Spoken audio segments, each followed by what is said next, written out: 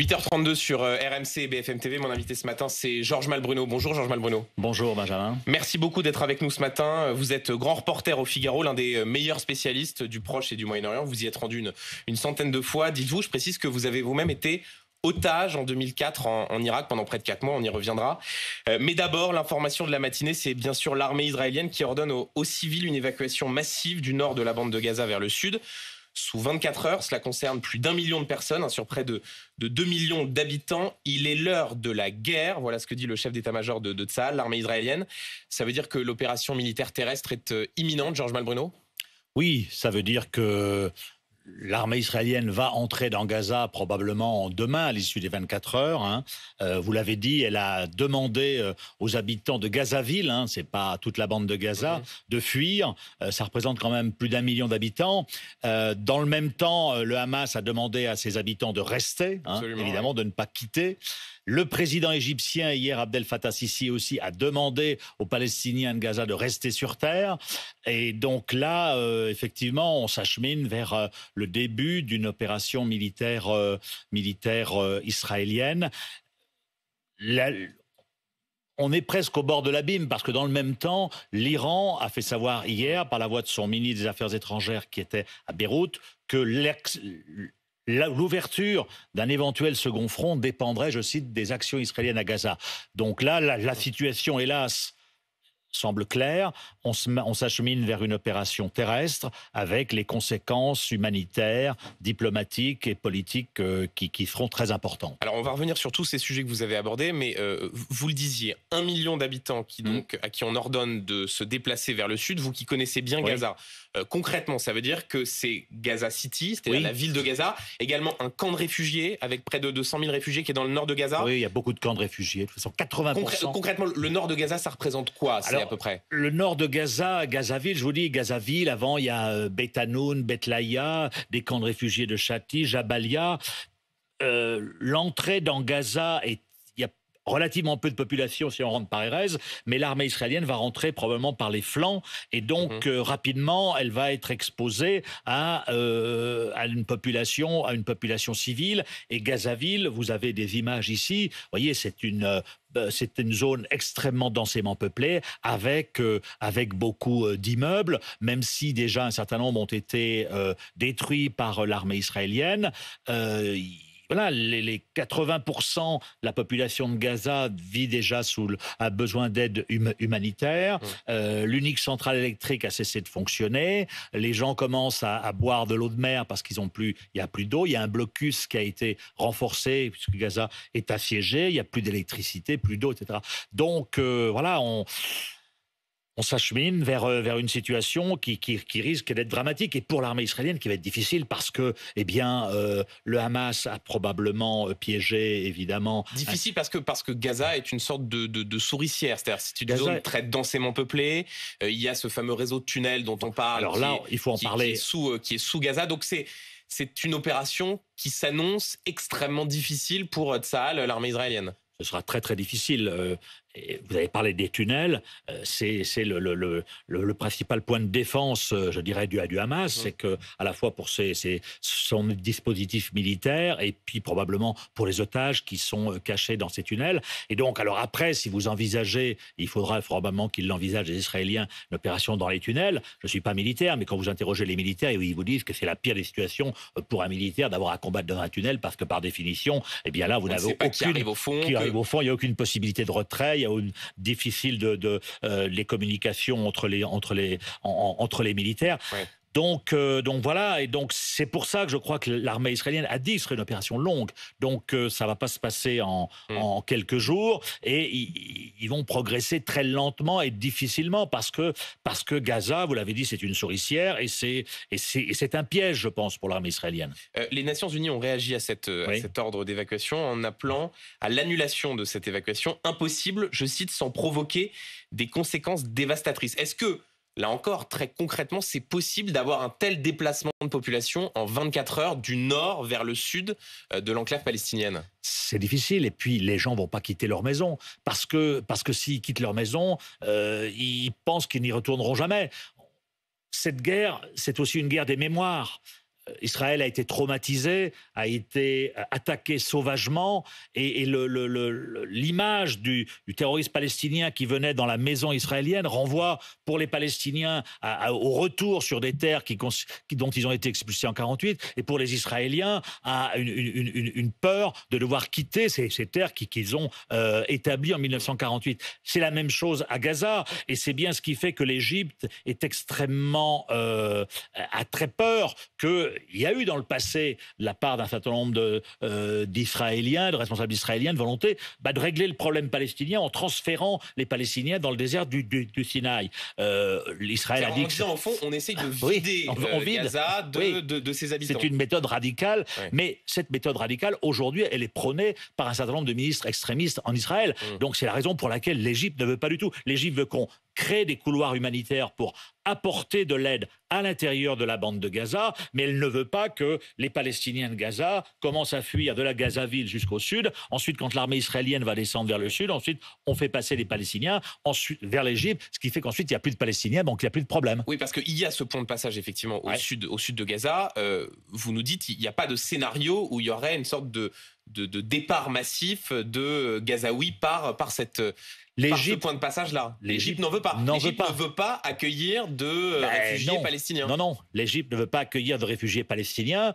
L'Égypte, avec les États-Unis, essaie de créer des corridors humanitaires devant les Nations Unies. Je pense que même les États-Unis, tôt ou tard, demanderont à Israël des pauses pour permettre justement à l'aide humanitaire d'être acheminée dans la bande de Gaza. Parce que voilà, donc je vous dis, on est dans la mémoire des traumatismes de chaque camp, et le traumatisme du transfert pour les habitants de Gaza aujourd'hui est très fort. Et donc c'est pour ça, et en plus instrumentalisé par le Hamas, qui, vous l'avez vu, a demandé ce matin aux habitants de Gaza de rester chez eux. Voilà, justement, je vais citer les mots du Hamas, qui qualifie cet ordre d'évacuation de, je cite, fausse propagande destinée à semer la confusion, et qui demande donc aux habitants de Gaza de ne pas jouer le jeu des Israéliens. Donc là, pour qu'on comprenne bien, pour que ceux qui nous regardent, nous écoutent, comprennent bien, le Hamas demande aux civils de ne pas bouger pour ensuite pouvoir s'en servir comme bouclier humain et s'en servir comme une sorte de propagande, alors même que l'armée israélienne prévient et donne cet ordre d'évacuation. C'est bien ça l'objet de cette propagande du mouvement terroriste. C'est grosso modo à peu près ça, oui. Je ne suis pas sûr qu'il soit complètement entendu, parce que la population va d'abord songer à quitter, à sauver sa peau. Après, elle n'a pas forcément... Puis en plus, aller où et quand vous êtes en guerre, même si vous êtes un Palestinien de Gaza, et il y en a qui n'aiment pas le Hamas, vous êtes palestinien et le Hamas lutte selon eux, contre Israël qui envahit Gaza, et donc vous avez tendance à leur obéir. Et donc voilà, on est dans la guerre aujourd'hui. On n'est plus dans les négociations de paix, etc. On a basculé. Et donc, vous avez chaque camp fait bloc. Les Israéliens qui étaient opposés à Benyamin Netanyahou, aujourd'hui, le soutiennent la guerre. Ils ont raison, ils ont été attaqués sauvagement. Les Palestiniens, c'est la même chose. Et donc, on est dans cette polarisation extrême, on est au bord de l'abîme. Georges Malbruno, s'il y a donc bien cette intervention militaire terrestre qui apparaît désormais imminente, la question des otages va bien sûr se poser. Avec ce dilemme, est-ce qu'Israël est prête à prendre un risque avec des otages retenus à Gaza ?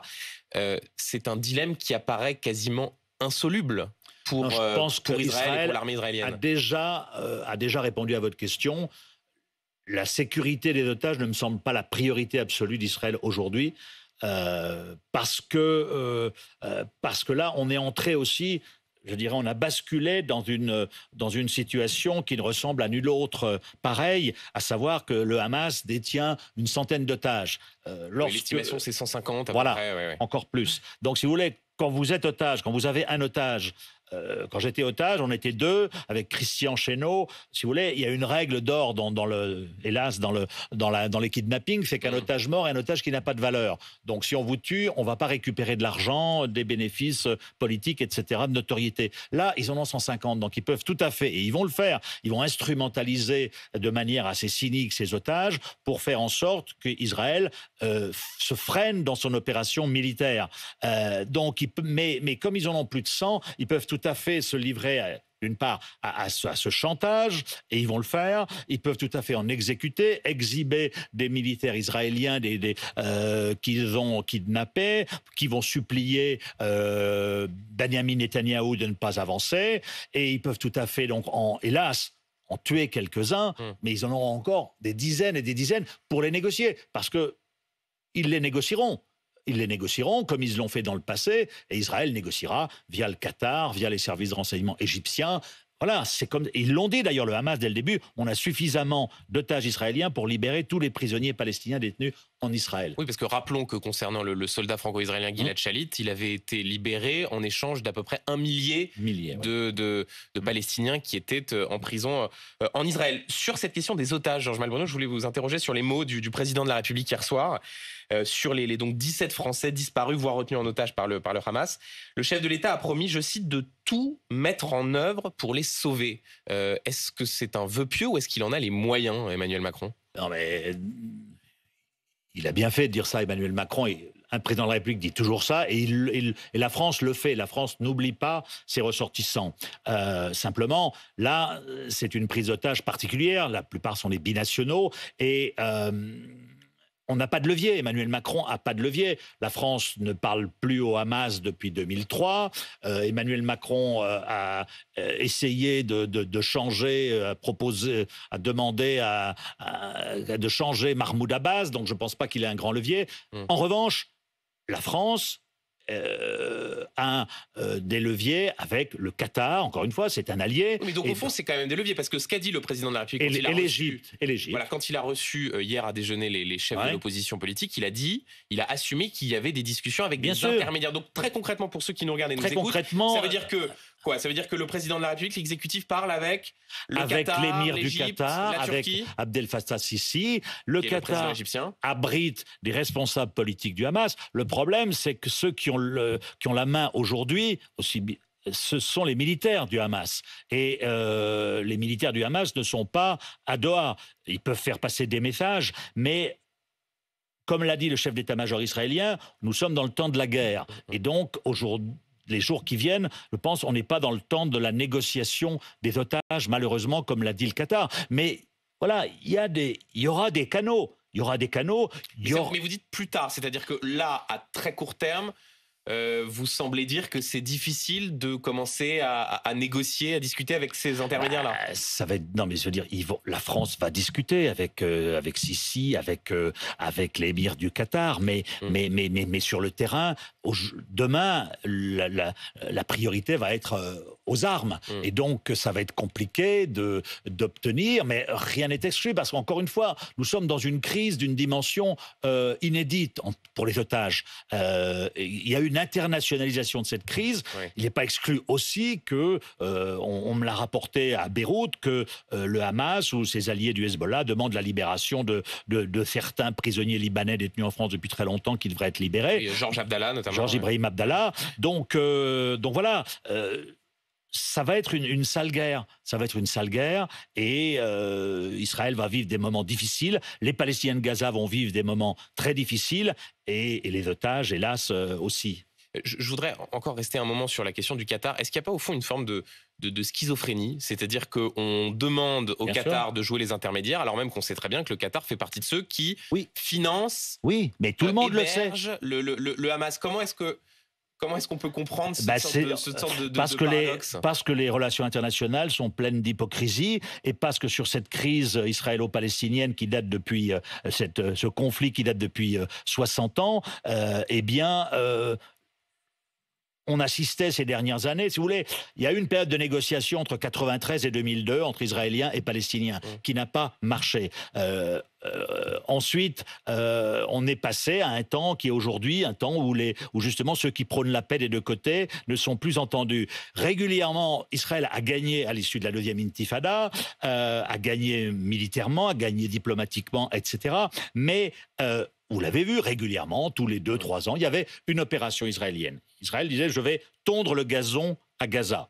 C'était une formule quand même assez malheureuse, mais qui voulait bien dire ça. Donc, il luttait contre le Hamas qui avait tiré des roquettes sur Israël pour défendre, disait-il, les Palestiniens qui vivent occupé, parce que là, on n'en parle pas beaucoup, mais la réalité fondamentale, c'est ce que Villepin disait hier fort justement, c'est qu'il y a quand même une occupation qui est la racine du problème. Donc, il faut jamais l'oublier. Et donc, Israël ripostait au tir de roquettes du Hamas, Israël lançait une opération à Gaza, Israël détruisait un certain nombre de bâtiments. Ensuite, on appelait le Qatar, vous allez financer la reconstruction. Benjamin Netanyahou, en 2020, a envoyé le patron du Mossad supplier les Qatariens de payer. Donc il y avait cette espèce de jeu macabre, etc. Il y a une sorte de déni collectif vis-à-vis du déni collectif.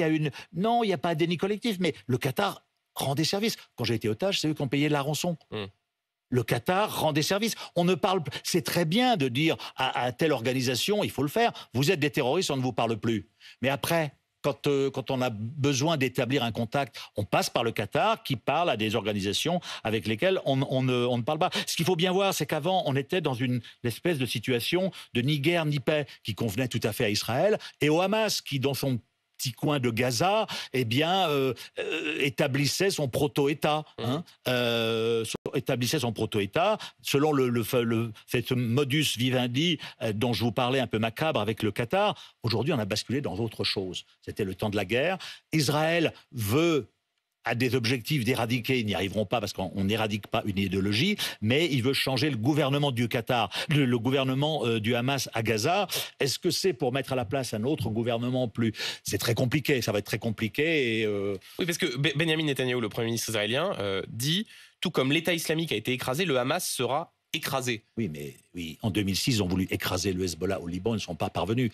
Ils vont essayer d'écraser au maximum l'infrastructure militaire du Hamas pour réduire ses capacités terroristes. Voilà. En occupant éventuellement la bande de Gaza, comme c'était le cas jusqu'en 2005. Pas éternellement, parce que ils l'ont occupé et c'est un fardeau. L'occupation est un fardeau. Ce qui se passe en Cisjordanie, c'est un fardeau pour Israël et surtout pour les Palestiniens. Donc, mais je pense qu'ils sont dans... Il y a une volonté, effectivement, bien sûr, de faire le maximum de mal à une organisation terroriste qui elle-même fait beaucoup de mal à Israël.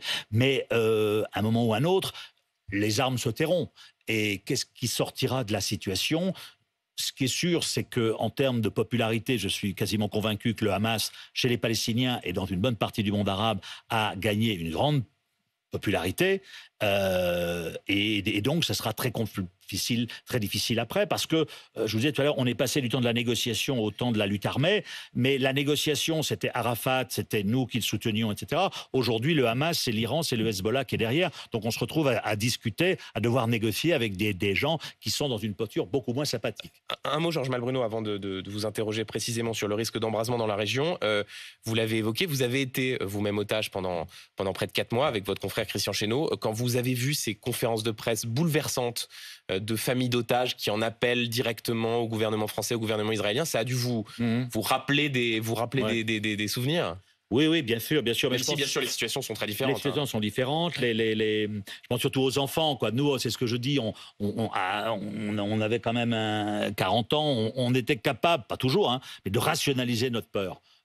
On a 12 ans. Oui, quand on pense au petit Eitan, 12 ans, franco-israélien, qui a été enlevé, c'est pas la même situation, mais malgré tout, ça vous a rappelé ce souvenir-là? Oui, ça m'a rappelé, mais c'est pas, mon cas n'est pas important, mais j'ai peur qu'on soit au début d'un cycle assez sordide d'instrumentalisation.